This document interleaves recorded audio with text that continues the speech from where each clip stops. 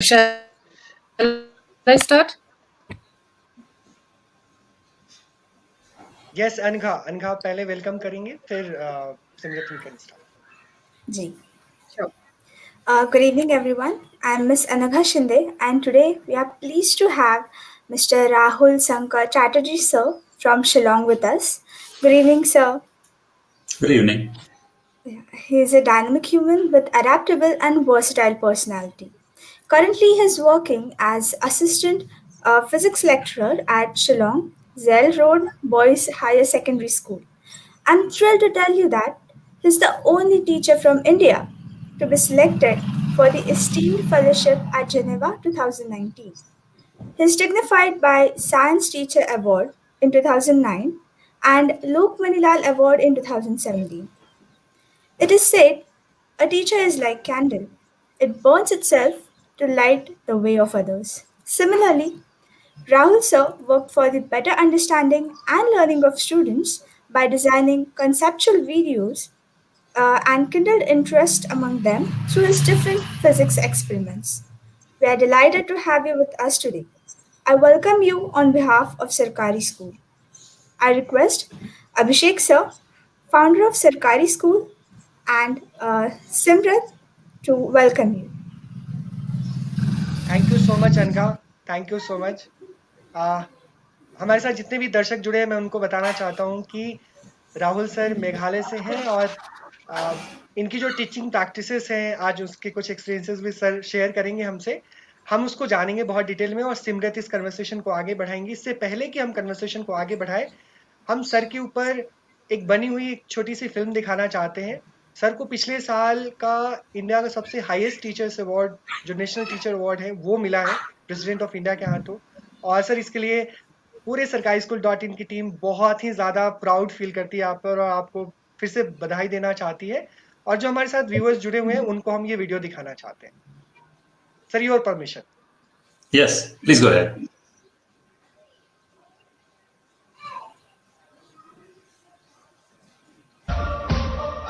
ये हैं Shillong jail road boys higher secondary school के physics teacher Shri Rahul Shankar Chatterjee.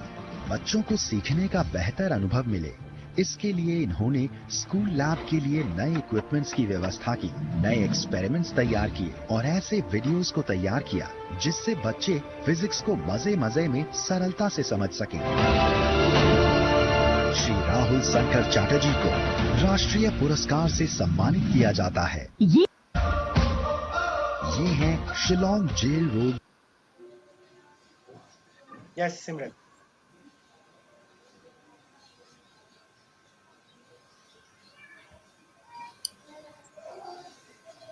Once again, sir, I would like to thank you for your time, and it's a pleasure to have you with us, sir. It's my pleasure. Thank you so much for Sir, asking I would me. like to start. Not at all, sir.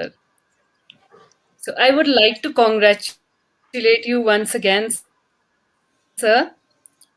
So, how do you feel about receiving this prestigious award?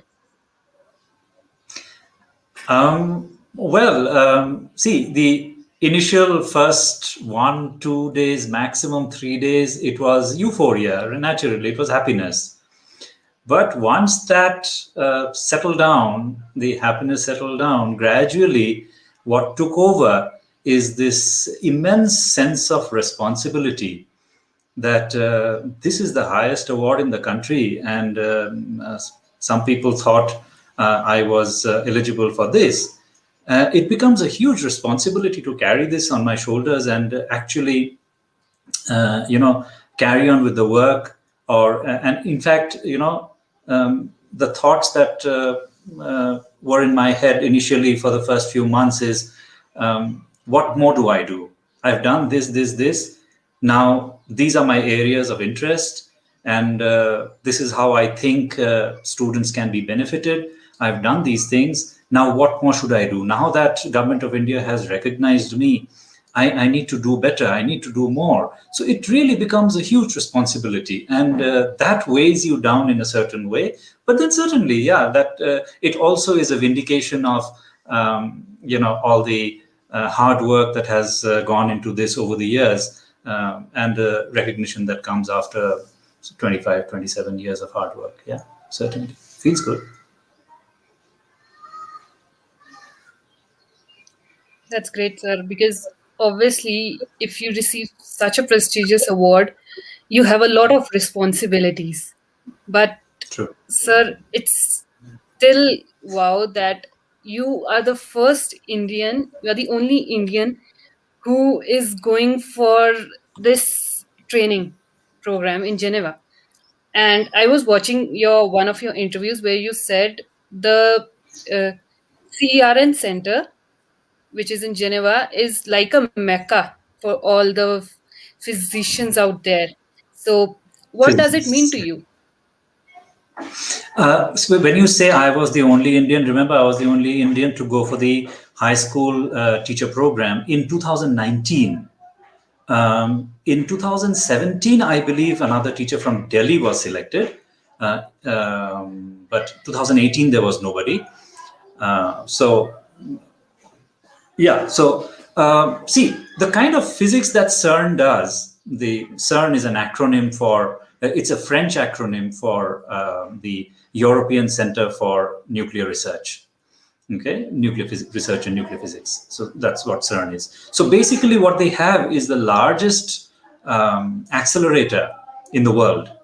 The circumference of the accelerator is 23 kilometers, and it is underground. It is so big that nobody can provide so much land on top. So the whole thing is underground, and it's in the border between Switzerland and France, because it's the European, center. So all the European countries, the European Union has contributed to it, and so it partly is in Switzerland and partly is in France. So when we are in the CERN campus, we are walking between the two countries, really, literally, and the border runs right through the campus, actually.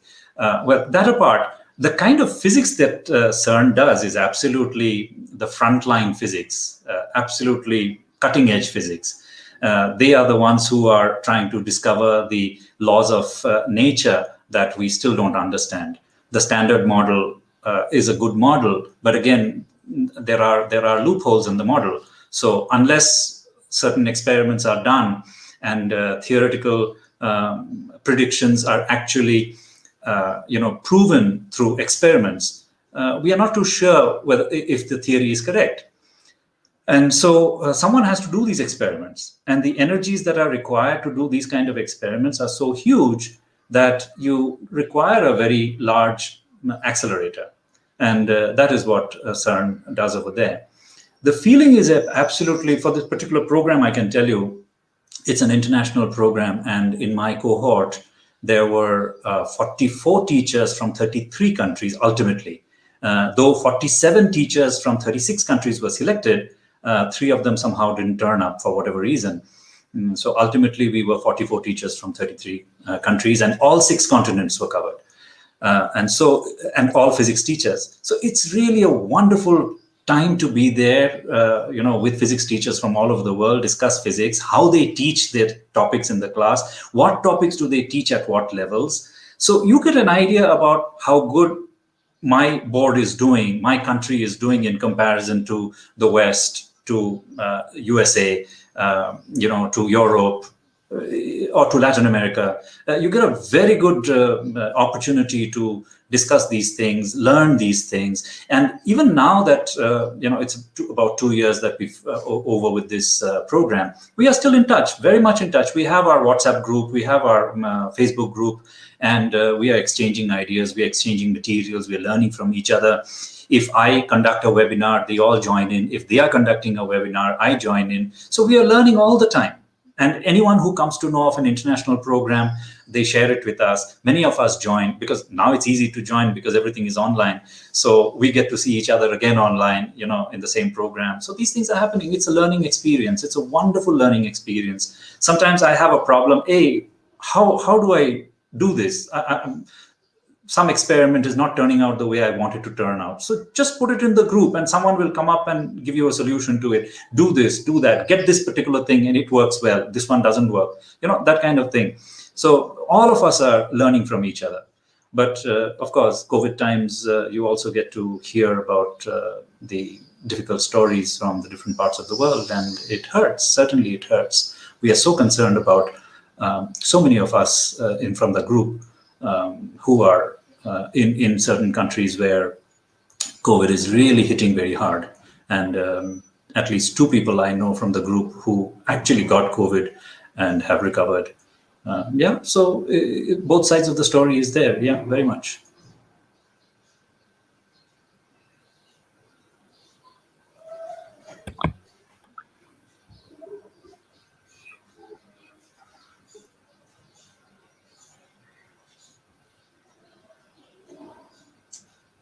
Think,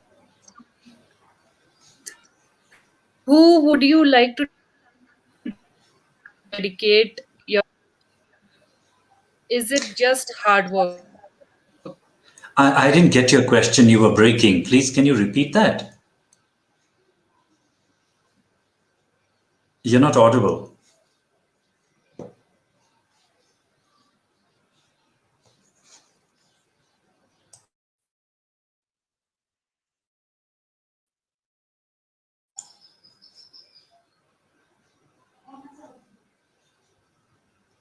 Hello.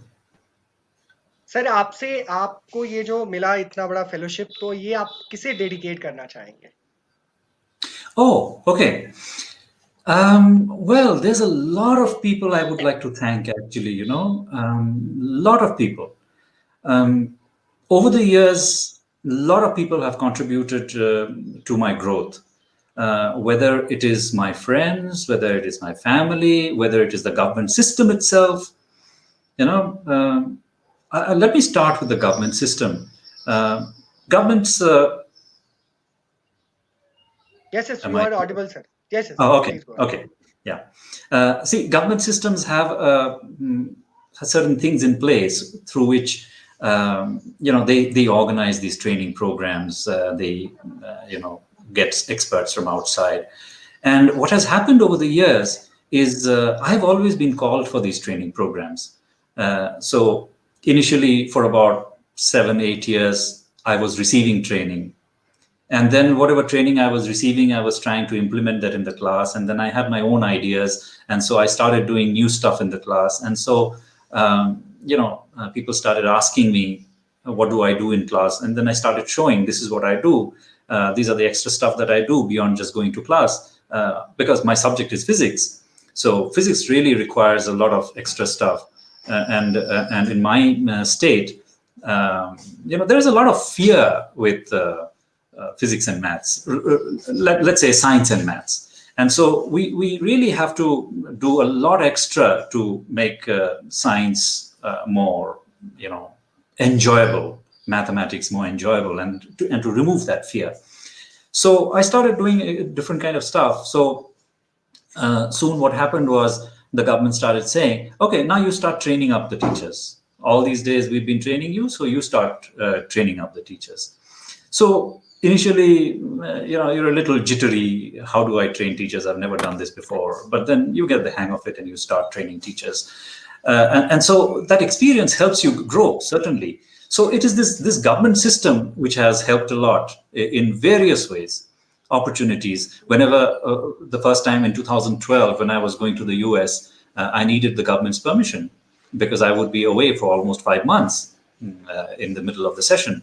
And so the government did not hesitate at all. And I very quickly got my papers ready, all signed and everything, and, handed over.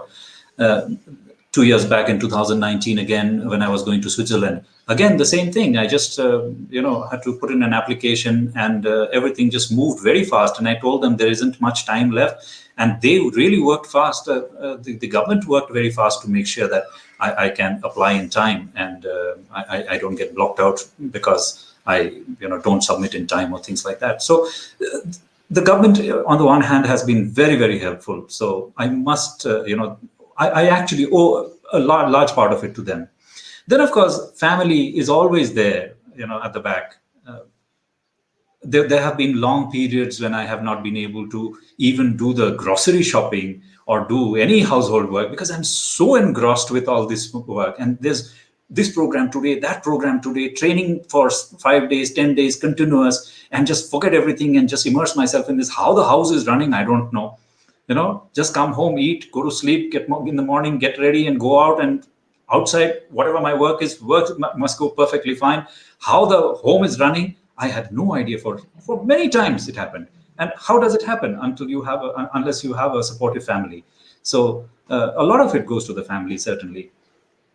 But again, I have wonderful friends. A lot of the stuff that I do is simply because of my friends. I got into All India Radio in 1991. That's 31 years back. And I got into All India Radio because of a friend.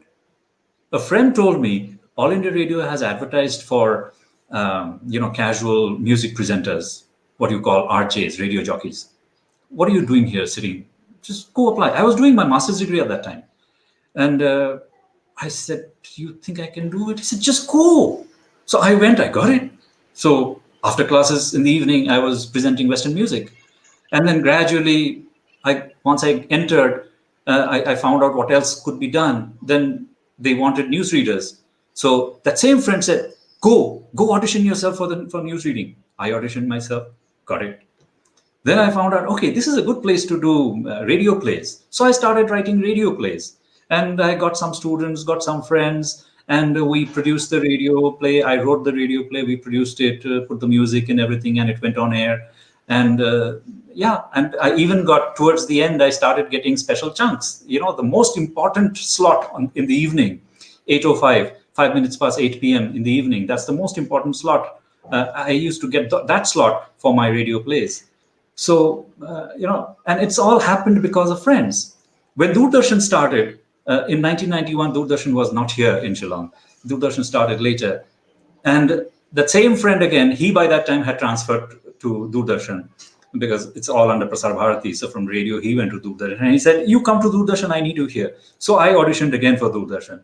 So it's again, friends who are helping me out. I started writing articles because of another friend. Another friend pushed me. He said, why don't you go write? Go write. I said, how can I write? What will I write? He said, these very lectures that you're giving on stage, just write there. I said, okay, that I can do. And I started writing. And so I have a lot of publications now, and it's all because of a friend. The fact that I went to the US, another friend called up and said, hey, give me your email ID. I want to forward something. And he forwarded the advertisement for this US program. And he said, I don't know of anyone else who could apply and who deserves it. You go apply. I said, you think I can do this? You think I'll get it? He said, just apply. At the most, what will happen? You won't get it. No, it's okay. Just apply. I got it. Again, when I went to Switzerland, another friend from Kolkata, she called up and she said, I've sent you an email, check that and apply immediately. You just have 3 days to apply.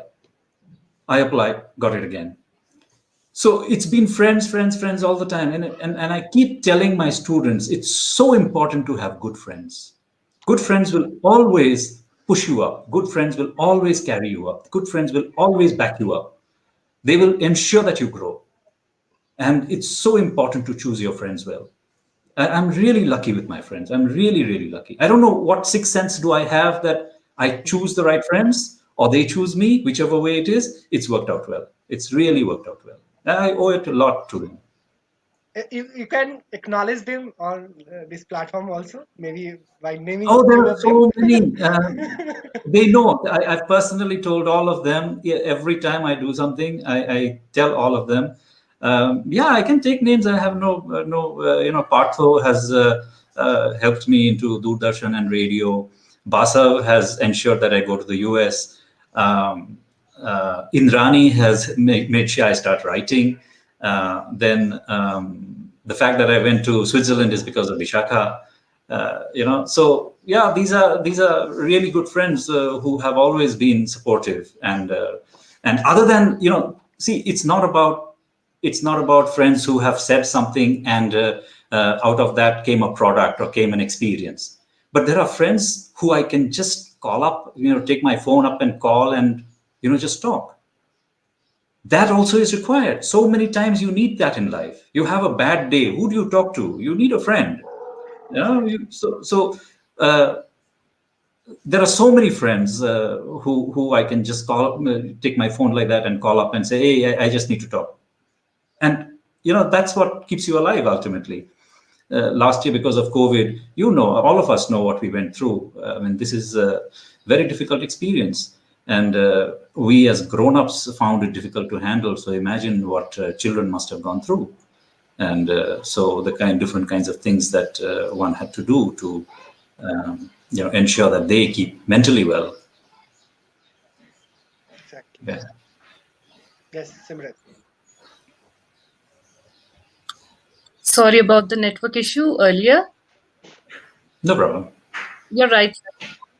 Friends are actually important part of your life, because if you don't have nice friends, a person who can't, I mean, a person who doesn't have nice friends, or a person who chooses wrong friends, might lose his or her life. So Absolutely. that also, Yeah. yeah. So how did your journey started as a physics professor? Like, you always wanted to be a lecturer, or was it you wanted to be something else and then you entered into this stream? Oh, no, no, no. I was absolutely clear right from as early as class six. People get surprised, but as early as class six, I knew I wanted to study physics. And that is because I have two elder sisters. My eldest sister is 5 years older to me. So when I was in class six, she was studying physics in class 11. So I used to go through her books, just inquisitiveness, basically. When she used to study, I had nothing to do. I was running around, in class six, how much study do you have? And she's like studying all day. So I used to go through her books and, figure out what she's trying to study. And I saw that physics stuff, and I found that interesting. And I used to ask her, what is all this? And she started explaining to me. And I remember the chapter was on light. And she started explaining to me, and I found that very, very interesting. And I decided, and I realized that that's what I love. I mean, that's what I do all the day. And by that time, I was already, I had my own corner in the house, and I had my old stuff and toys and broken toys and my tools and everything. There wasn't a single toy in the house that I had not opened up and seen and put back together. So my brain was already in that direction. And when I realized that, okay, so this is what physics is called. I mean, this is what I do is called physics. So yeah, so I knew that I had to be in physics, but only that I really wanted to get into research. But for whatever reasons, I did start, but I couldn't continue because there were pressures that I start earning. And so I had to give up. Though I had a published paper, now I don't even think about it anymore. So it's okay. But yeah, so after one published paper, I had to give up and get into a job. So if I got into a job, it had to be teaching, because that's the only way I would be in physics. So yeah, so it was a choice. Absolutely, teaching was a choice, and not that I wanted to do something else, and when I didn't get anything else, came here. No, no, no, no, no. Teaching has been absolutely my first choice. Yeah, true.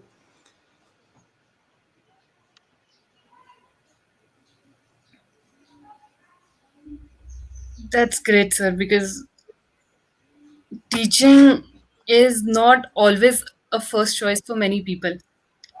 So that's why I wanted to ask this question, because that's a misconception that a lot of people have, that teaching might not be the first choice of someone.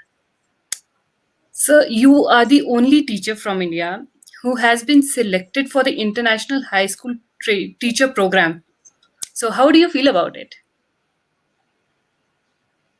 Well, again, initially it was euphoria, certainly very happy. You know, you get to go abroad with somebody else's money, and you get to travel. I hadn't been to Europe before that. I'd been to the US only, so Europe was still new to me. So this was going to be a huge opportunity. And moreover, what happens in these international programs is you start meeting the other people even before the program starts. So the group is already there. A Facebook group is already made, and people start joining in, and we start, asking questions to each other, and we start getting familiar with each other. So that builds up the excitement. and what kind of books we are reading before we go there. So people are saying, I'm reading this book. So I told them I'm reading this book, and so all the different angles that people are looking at the whole program from, and so how they're getting prepared. Then people started asking, okay, so what kind of different experiments do you do in the class? So a whole list of experiments came from all over the world. That's a fantastic list of experiments. So you could, later on, whatever you don't do, you could pick up from there. It's a wonderful feeling. It's a really, really wonderful feeling to have such a group of physics teachers from all over the world, and all of them are achievers. All of them accomplished teachers in their own right. Otherwise, they wouldn't have qualified that particular interview and the form and the selection process. So it's really wonderful to be with them. And the best part is that it is not confined to that program. We still learn from each other. We still share up to today. So these programs really, really are life-changing in a way. And the best part is whatever we learn in these programs ultimately gets translated and into the class, and ultimately somehow gets percolated into the classroom and the students. So that is the real benefit, and that is why teachers should go for these programs. Ultimately, whatever we learn over there, in whatever percentage, if it percolates down to the children, percolates down to the students, certainly that does a lot of good. And I'm happy I'm able to do that. I'm really happy I'm able to do that. So I would like to ask, when you teach today, do you see any difference over the years in the education system? Well, absolutely. Most of us who are not trained, and I recall when I was not trained as a teacher, I started teaching before I got a training as a teacher. At that time, how would I teach? I used to teach the way I was taught. So I used to recall my physics teacher, and he was an absolutely brilliant physics teacher, the teacher I had in school, Professor Ganguly. I never miss an opportunity to mention his name. Absolutely brilliant physics teacher. So I basically used to recall how he taught us these topics, and I would try to teach the same way. But then when I got trained both here and in the US, it just changed my way of thinking. It just changed the way I looked at my classroom completely. And so naturally, my style changed over the years. And today, it's more student-centric. It's using more experiments. It's using more models. It's using more videos. Or now that we are allowed to use the mobile phone with the students. So I'm sending links of good videos and asking them to watch those videos, and then we can have questions and answers from those videos. So the way of teaching is so much more different than the way I was taught, and this is so much better in the way that, because not all students learn the same way. You give a particular example in physics, and not everybody appreciates that example. And then you give another example, and maybe another group understands that and therefore understands the topic. And still there is another third group who still hasn't understood. So you give another example. And sometimes what happens is these examples sometimes are not working because these are spoken word examples. So sometimes a video has to be shown. Sometimes you do an experiment and then it starts working. So one who doesn't understand the video way understands it the spoken way, or understands it the kinesthetic way. So some people are auditory learners, some are visual learners, some are kinesthetic learners. So you really have to provide for everyone in the class. It is a challenge. It is a challenge, certainly. I don't say that I am able to do it for every single topic, but yeah, I do keep it in mind. But yeah, sometimes it is possible, sometimes it is not. But certainly the results are much better, yeah. I have students coming back and telling me, even after they pass out from the school, many years later, the students have come back and told me that physics classes were fun, physics classes were interesting. They got hooked into physics. So many students came to me with the ideas in their mind that ultimately they want to do maths, they want to study maths, they really want to get into maths. And I have twisted their head and I've made them go for physics. They said, sir, we just fell in love with physics. Maths is nothing. We want to do physics. And I have such students who are pursuing physics now. And that feels good. That feels absolutely good. That they always wanted to do maths, but then when they started attending my classes, their whole idea changed, and they said, "No, this is much better. Let's do this." And so they're doing it now.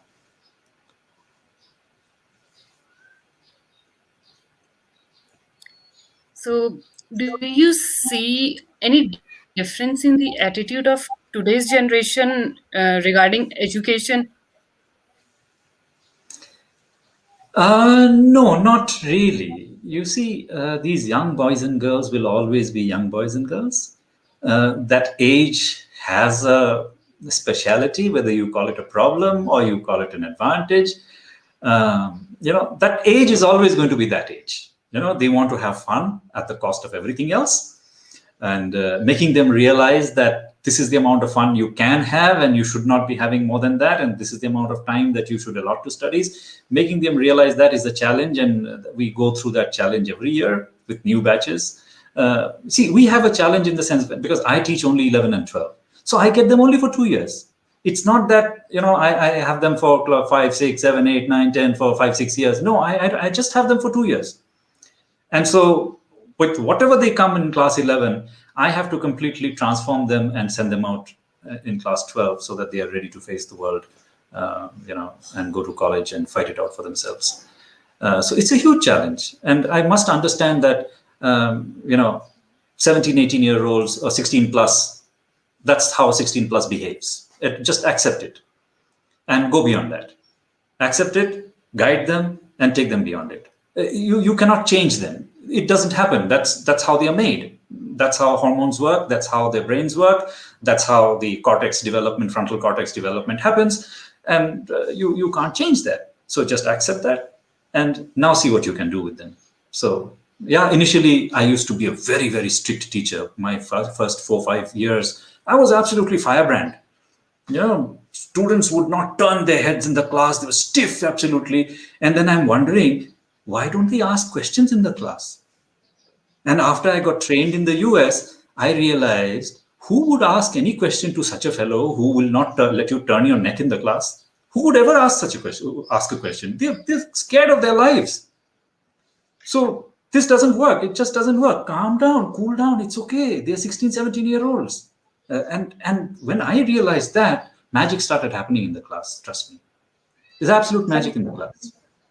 Sir मेरा एक question था कि specially physics teaching, science teaching एक बहुत practical exposure हमेशा उसको चाहिए होता है, और बीइंग अ फिजिक्स टीचर आप इतने सालों से काम कर रहे हैं बच्चों के साथ, कौन से ऐसे टीचिंग मेथड्स हैं जो you usually use in your classroom teaching, and ये ऐसे कौन सा अप्रोच है जो आपको लगता है कि थोड़ा सा डिफरेंस क्रिएट करता है between you and other teachers? I am not comparing you, but just कौन सा ऐसा बेसिक चीजें यूज करते हैं, कौन सा ऐसा टीचिंग टेक्निक्स यूज करते हैं जो लगता है कि फिजिक्स आपके क्लास में बहुत फन फील्ड रहता है? Okay, one thing is preparation. Teacher must be absolutely prepared before he goes to class, he or she goes to class. There must be no hesitation. There must be no ifs and buts. In spite of it, there are good days and there are bad days. There are days when you will start making a lot of mistakes in the calculation when you're doing a derivation. And there is no shame about it. There is no, it should be okay with it. And this is something that I keep telling every class 11, that look, I'm not one of those teachers who believe that I will never make a mistake. And I'm also not one of those teachers who will get angry if you point out my mistake. I'll be rather happy if you point out my mistake, because I clearly understand then that you understand what I was teaching, and also that you were paying attention. So I'll actually be happy if you point out mistakes. So that becomes very clear. That's one part. So students become very comfortable. Okay, I'm not going to get a firing if I say, sir, that is wrong. So that's the first part. Classroom climate. It's a very comfortable, welcome, climate in the class. That's one thing. And preparation for the teacher, that's another thing. And other than that, my areas have been really, designing experiments. What I do with designing experiments is, if there is a topic, let's take a simple example, class 10 topic, the electric motor. They study that right from class 10 and again repeat it in class 12. What I do is I make that motor in the class, hand make it very quickly, the basic principle, and it works in front of their eyes, it works. And then there are different aspects to that motor. There is the coil, there are the magnets, how many turns are there in the coil, what is the radius of the coil, what is the shape of the coil. So what I do is I make many of these, changing one thing at a time, and then see how it varies. What varies? Does it go faster? Does the motor go faster? Does it go slower? If I change the strength of the magnet, what happens? And things like that. And then compare it with the theory that we've been teaching them. So that really clears up the concept. In physics, the stress must always be in concept building. Unless students have their concepts clear, they really don't understand. Then it becomes, mugging by heart. And mugging by heart will not take you very far in physics, at least, because it's ultimately understanding. And understanding means concepts. So this is really what I love doing. So you take one particular topic and change parameters, make many models of that same thing, changing one parameter at a time, and see how things vary, and then compare it with the theory. But at the same time, you see, experiments are fun. Experiments students like, because they don't need pen and paper. They just have to watch, and they can fool around with it. They can play around with it. After demonstrating, I always give them an opportunity to handle it. So they love it, absolutely. But that's okay. That's the fun part. But there is a certain level of rigor that is required in physics. That means you must know the mathematics behind it. You must be able to do the calculus associated with it. You must be able to do the deduction correctly. You must be able to write your arguments in scientific logic, scientific language, logically. Unless that rigor is attained, even though you understand, even though a child understands the physics, his marks will not go up. So that rigor must be there, and that rigor has to be pushed in. That rigor has to be, gotten out of them. And so it's not easy. On the one hand, too much of experiments will give them a feeling that, oh, physics is all fun. And yes, it is fun, absolutely, no doubt about it. Physics is fun. But then the mathematics behind it must also move along with it. And once that mathematics behind it becomes fun, that's when one has a real grasp on the physics and says, okay, now I'm comfortable with it and I'm happy with it. And that's the challenge, really. That's what I try to do. Thank you so much sir. और इसी से related एक question है, और एक बहुत personal question है. Sir, आपका म्यूजिक में बहुत इंटरेस्ट है, right? Yeah, I love listening to music, but I can't play a single instrument, and I'm so sad. I'm really so sad that I can't play a single instrument. Okay. So, but I really love music. Yeah, I listen to a varied kind of music. तो interdisciplinary education model की बातें हो रही हैं पूरे दुनिया में. Teaching methods में भी पीपल आर यूजिंग, इनफैक्ट की language teachers are using some formula, how we can just make students feel to get some knowledge, especially with some unique methods. So physics teaching में आप कौन सी techniques use करते हैं जो other than the physics होती है? Which are other than physics? Yes. Okay. You see, there is a certain joke I've been pulling on my colleagues in school for many years now. Particularly my colleague in chemistry, and I keep telling her, you chemistry people have no chemistry to teach, you teaching only physics all the time. Whatever you teach is ultimately all physics.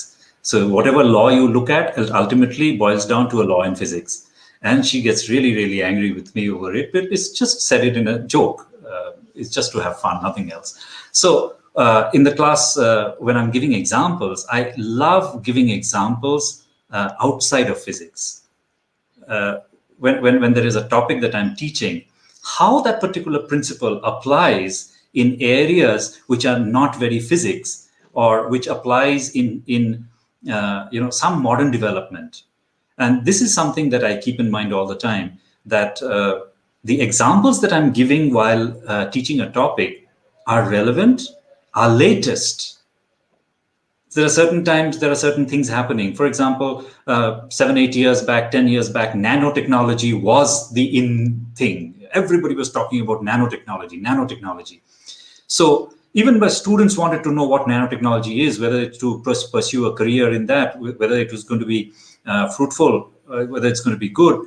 So if I could give examples from nanotechnology in a class where I'm teaching class 11 physics, class 12, not so much class 11 physics, but more like class 12 physics, then it becomes relevant. Certainly it becomes relevant. My other favorite area, of course, is astronomy and astrophysics. And my students know it. And very often it happens that I forget that I was basically trying to teach a particular topic, and I get into astronomy and astrophysics, and I start talking for 10, 15 minutes about that topic. And they're, of course, listening, but then sometimes they plan to do this in the class. They plan it beforehand, the students, and they say, okay, today we're going to ask him about this topic so that there is no physics class. So he'll start talking about this topic. We won't have a physics class. They've done that also. It took me a little while to catch them, but I caught them. And then I said, okay, don't do this too often. But then, yeah, if you have your questions, please ask them. I will be more than happy to answer. So, yeah, it's fun. It's really fun. So other than physics, giving examples from different areas, because of the kind of things, photography is a good area where so much of physics is applied, and yet it is not physics kind of thing. And I love doing a lot of photography. Music, that's how you brought it in. Music has a lot of physics in it. And yeah, those examples also come in. When we are teaching vibrations, when we are teaching particularly vibrations in air columns and in strings, there's so much of physics in it, and yet ultimately what it does is physics. So these examples can always be brought. And why 512 hertz is such a favorite number in physics problems. What does 512 hertz got to do with music? Where does it really fall in music? These kind of things. And the moment you can say these things, because there are students in the class who are learning music, even though I don't know any of the instruments, but I know there are every year someone, particularly the guitar, most of the students learn the guitar here. So they know these things. They know what is C sharp and they know what is B flat, but they don't know what is the frequency. They just know it in theory. And so when you can connect these things, they said, oh, okay, that's impressive. All right, so now I can connect my music with my physics class, or cricket. There's so many students. I have this year in class 12, I have a student who was playing, who was wanting to play for the state, but didn't get selected. 2 years back, I had another student. And so I asked them, look, I can give you a physics question paper completely based on cricket. Is it okay with you all? So one said yes, one said no. They said, no, sir, you just give me your normal question paper, not a cricket question paper. So, there's so many ways you can bring in physics. So you can make it fun. Absolutely, it can be made fun.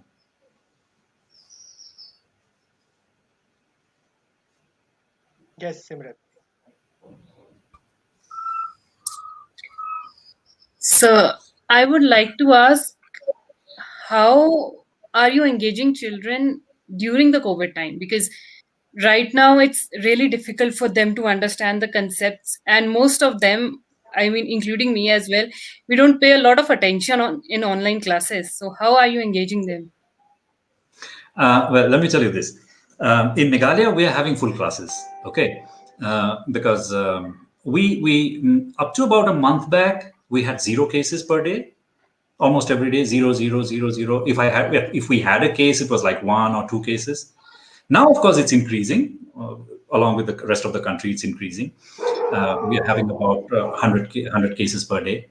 And that's really huge for a small state like Meghalaya. 100 cases per day is a huge number. But we're still having full classes.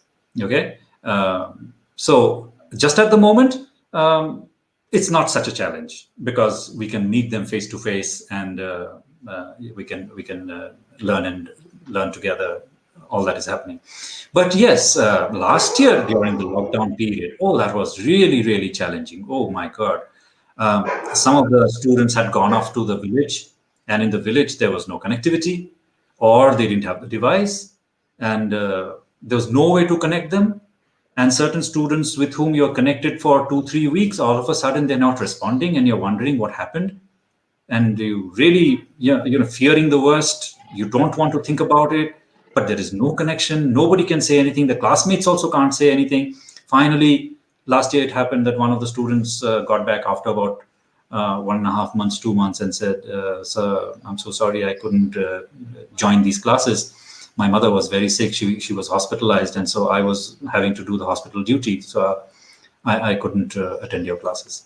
Now, what do you do with that? I mean, you just can't help it. In COVID times, this boy is looking after the mother and cannot attend classes. You just can't say anything. But then, as a teacher, somehow you'll have to give that boy time and make sure that he catches up.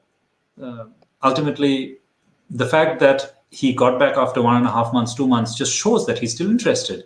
Now that the ball is in my court, how much interest I have in ensuring that I take him forward. So yeah, these were very challenging times. So what I did was I started making videos, and my videos were, I ensured that I use the same language, the same intonation, use the same examples, do the same mathematics as I would do it in the class. So that when they watch the video, they don't say, "Hey, he's sounding so different. I don't like this fellow. He should sound like he is in class." So I tried to make sure that there was absolutely no difference between how I sound in class and how I sounded in the videos. So I made the videos exactly the way I would do it in class. And which is why even though there are so many videos available on the net, I wouldn't be able to share them, because those are not my videos. That's not the language I use. That's not how I teach. Those are not the examples I give. And so I had to do all those videos myself. That was a huge task.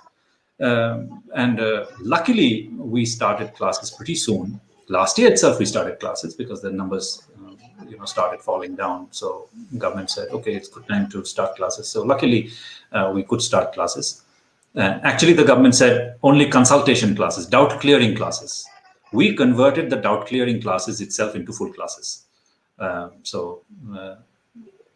We just ensured that they are spread out. So I started taking classes in the physics lab. My physics lab is really big. So spread them out and have the classes. And we were safe. I mean, nothing happened to anybody, neither to me nor to any of the children. So I'm the old one. So, I was more vulnerable than anybody else. So nothing happened. Everybody was safe. And so, yeah, we're lucky. And I hope we can continue. I just hope we can continue. 100 cases a day for Meghalaya is not good. But I hope it will go down. Sir आपके पास आपका already बहुत ज़्यादा समय ले चुके हैं, इसलिए हम ज़्यादा ना कहते हुए अभी हमारे पास 3 क्वेश्चन बचे हैं सर. एक हमें जानना था कि सर नेशनल एजुकेशन पॉलिसी आई है, एंड we are seeing कि after 34 years we are shifting our focus on 21st century skills. There are many provisions. So being a school teacher, आपको क्या लगता है कि एनईपी कैसे reshape करेगी हमारी एजुकेशन सिस्टम को? क्या लगता है कि क्या चेंजेस आने वाले हैं? Oh, the changes are many. The suggestions are very good. I have no doubt about it. I absolutely love the idea of no hard boundaries. That student we don't have anything called science, arts, or commerce, and they just merge into interdisciplinary subjects. I absolutely love that idea. But I'll tell you the challenge that many of the schools in Meghalaya will face. I don't know about the bigger cities. Many schools in Meghalaya will face this challenge of being able to provide all the subjects in the school. For example, in my school, the science department in 11 and 12 is sanctioned by the government. We don't have a sanctioned government commerce section or art section.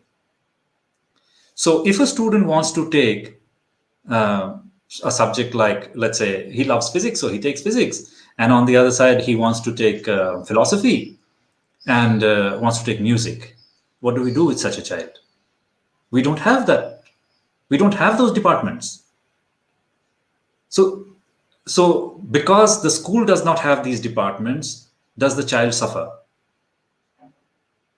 Or will the government ensure that every higher secondary school will be given all three departments with the requisite staff, which means a lot of, good employment opportunities for a lot of youth, but also expenditure on the part of the government. Is the government ready to take that up? So these are really the concerns these are the discussions that are going on in states like mine. These are challenges. The other challenge that I see is, fine, the student takes up these subjects, graduates. Is the market ready to absorb these children? The market today is ready for a hardcore science graduate who has physics, chemistry, maths, computers maybe. But someone who has physics and no maths and maybe has philosophy and music, where does he get a job into? What kind of job does he get? Is the market ready for that? These are really our concerns. And, as teachers, we have to face these questions. Students ask these questions. If I take this, what will I be able to do? So that really is starting next year. It is going to be implemented in class 9. 2022, it's going to start being implemented in class 9. And then from class 9, 10, 11, 12, degree 3 years, that's 6 years, right? So in 6 years' time, they're out into the market for jobs. So that means by 2028, these set of children who are going to be in class 9 next year, they're going to be out in the market asking for jobs. So the country really has just 6 years to modify itself and ensure that these kind of children who take these kind of combinations can be absorbed. So those kind of jobs must evolve. That really is the worrying place, the worrying area. Otherwise, I absolutely love this. I would have taken music. I'm telling you, if it was available in my time, I certainly would have taken music as one of them, because it has so much to do with physics. I love physics, and music is so close to it and yet so different to it. I would have certainly taken it. Thank you so much. Yes, Simran.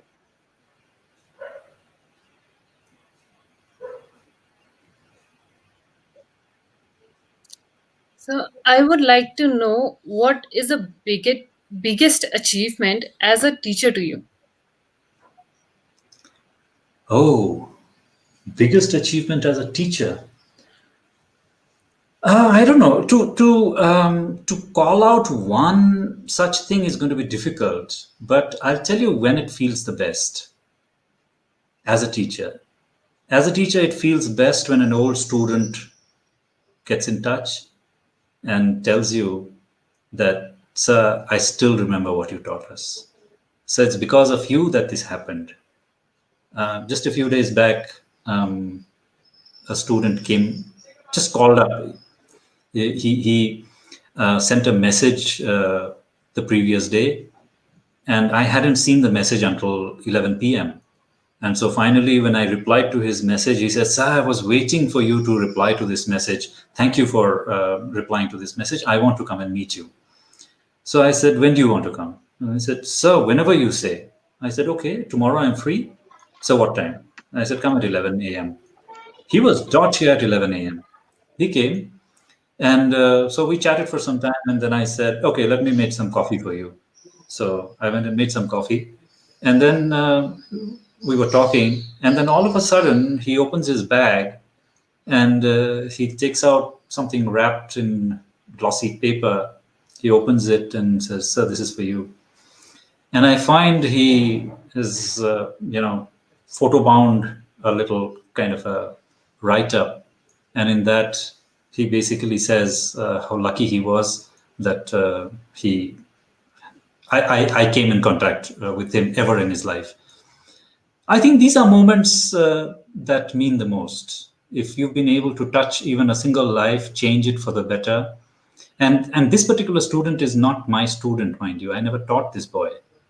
I had gone as an external examiner to a particular school, and I was taking his viva, physics viva. He did well. He did absolutely well, and I remember his viva very clearly. At the end of the viva, he was still, very serious, and I told him, "You can smile. You did well." And he said, "Sir, life is very tough." That hit me. When 17, 18-year-old boys and girls say these things, it really hurts. So I said, "Okay, we'll talk. Let me finish the viva, we'll talk."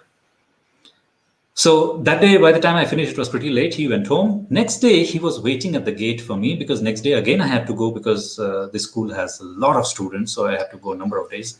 So he was waiting outside, and then he took my phone number, and we agreed to meet on a particular day. And since then, we've been in touch off and on. So that's how it happened. And he needed financial help. He was in a very poor shape. He didn't have money to take admission for the BSc course, and I helped him out with a little. I asked my friends also, and all my friends pooled in a little, and we paid his admission fees. He did well. He was a good student, so we didn't have any, worries about paying for his fees.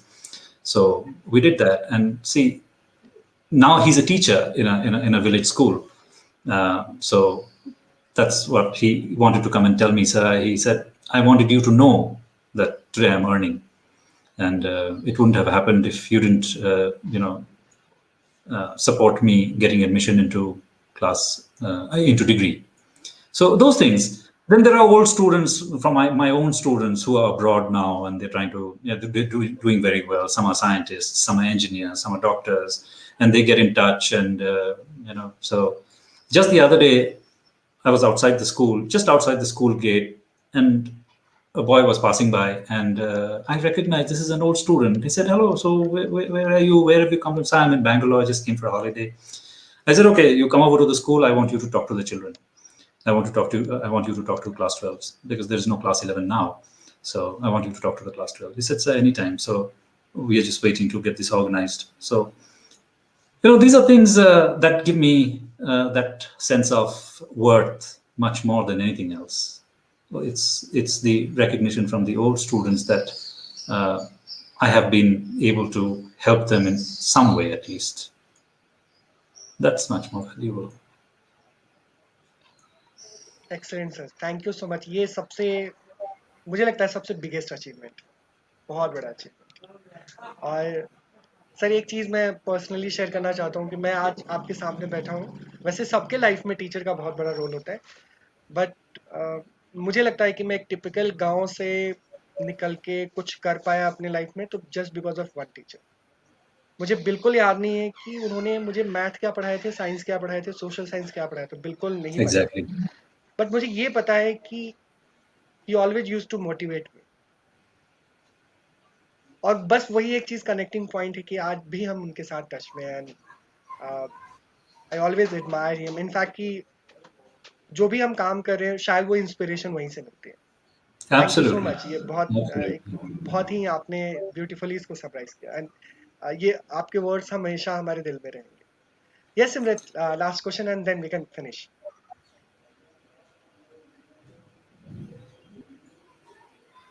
Sir कैसी लगी आपको बातचीत? Oh, wonderful! Absolutely wonderful. You brought up this story about your teacher. Let me just mention very quickly my teacher in the university. This particular teacher, Dr. A.L. Verma. Opinion about Sarkar. Yes, yes, please, sir, go ahead. Yeah. Okay. So I was doing my master's project under him, and mine was in experimental laser physics. So in those days, the computers were not as developed. Computer programs were not as developed. So I had done the experiment the previous day, and the computer gave a printout of the graph.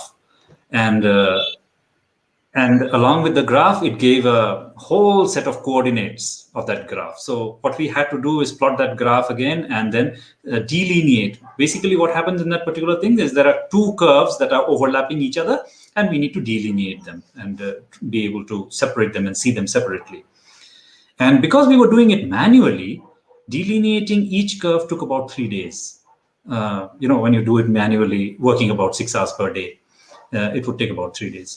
So I was doing that, and I would be doing it. So I went and showed my teacher in the university, and he said, "हाँ, तो समझ गया ना चैटर्जी, यहाँ पे delineate कर लेना." And I'm thinking, he's got it wrong. That's not where I'm supposed to delineate. I know where to do it. It's okay. So I went to my room and I started delineating where I thought I should be delineating it. By the end of 1.5 days, 2 days, I realized it's not working out. I'm doing it in the wrong place. Third day morning, first thing my teacher does is comes to my room and he says, "हाँ, तो कितना आगे बढ़ा काम दिखा दो." And he went off. So I went after him to his room and I knew I'm going to get a firing because I didn't do what he asked me to do.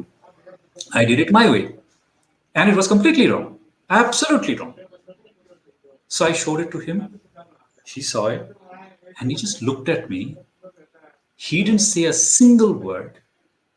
He just gave the papers back to me and said, "You did it your way. Now do it my way. Okay?" I said, "Yes, sir." I came back. It was such a huge lesson for me. I keep telling this to my students every single batch. 2 things I learned. One, when someone knows his job, he knows his job. Don't challenge him whether you understand or not. Just do what he tells you to do. It's going to be for your good. Just do it whether you understand or not. Just do it because he said it, because he knows what he's talking about. Just do it. Whether you understand or not, just do it. Secondly, what I understood was he knew that at my age, that is how they behave. Just treat them that way. It's okay. Perfectly all right. And that's what I do with my children. That this is the way they behave at that age. It's okay. Relax.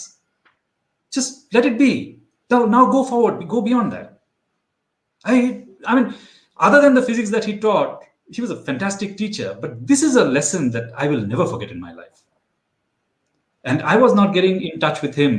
I don't know where he was after retirement. He went off to his own city, so I wasn't getting in touch with him.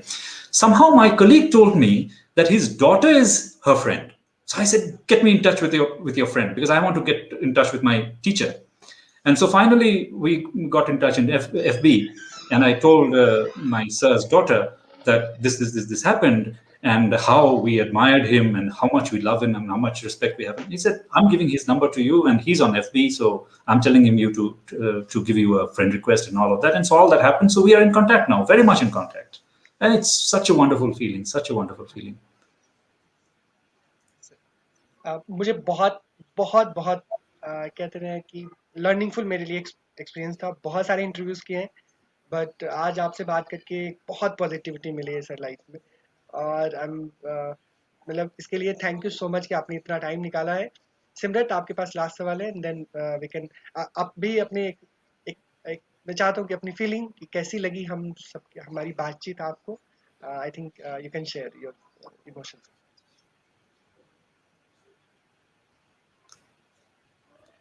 Simran, you're asking something? Yeah. Yes, sir. Sir, मेरा last question था कि what do you think a teacher's role is? Oh, okay. Yeah. Anything more?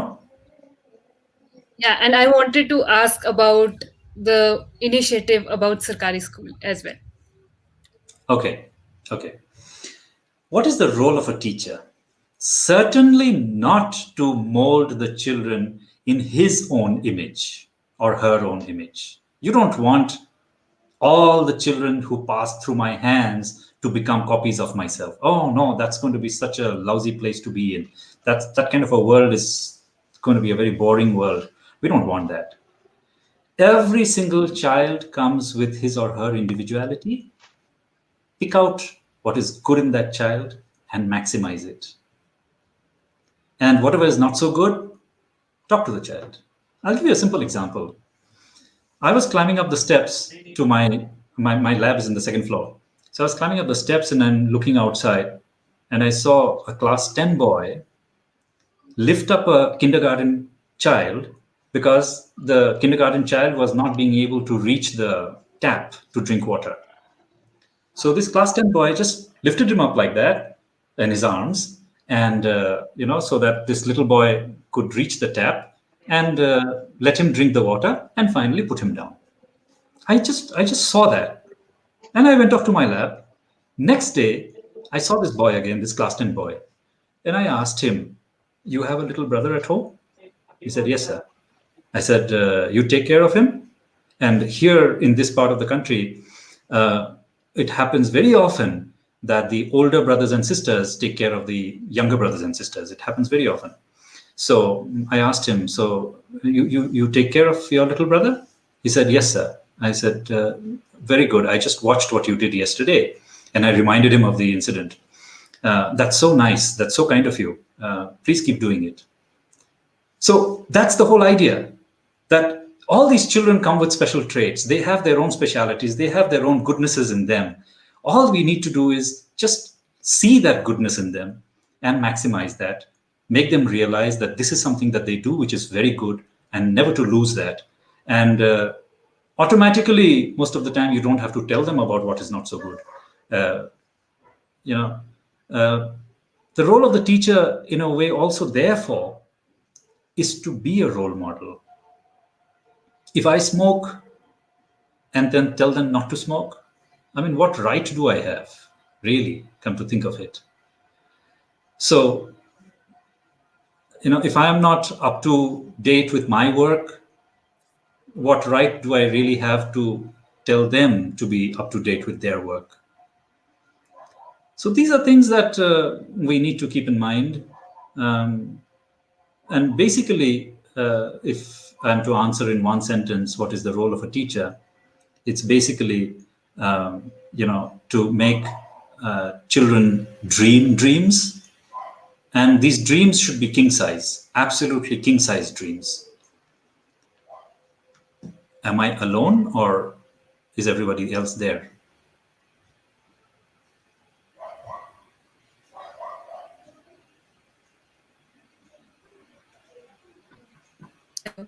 Sir, am I audible? Yeah, you are. Okay, I can see you now. But Hello. yes, I can hear you. I guess there's some problem with the network, so we'd like to end it here. A huge thanks to Sir for being with us today and giving us such a valuable information. Thank you. Thank you very much. I'd like to thank you from the bottom of my heart for asking me to participate in this program. And really, I was going through a few videos up in your channel, and each of these videos are so inspiring.